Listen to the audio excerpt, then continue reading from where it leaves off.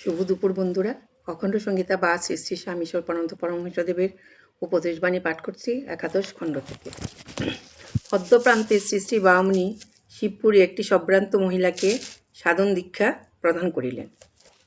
দীক্ষাদানান্তে শ্রী শ্রী বামুনি উপদেশ করিলেন, জীবনে কত অপ্রত্যাশিত ঘটনা আবর্তন আসবে, যা কল্পনা করুনি তো তেমন সব ব্যাপার ঘটবে, কিন্তু মনকে চঞ্চল হতে দিও না।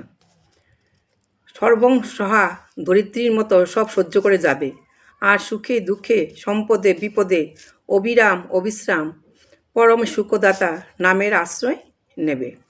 নামই অগতির গতি, নামই অনাথের নাথ, নামই অসরণের শরণ, নামই দুর্বলের বল, নামই তোমার নিদ্রায় জাগরণে জীবনে মরণে একমাত্র সম্বল।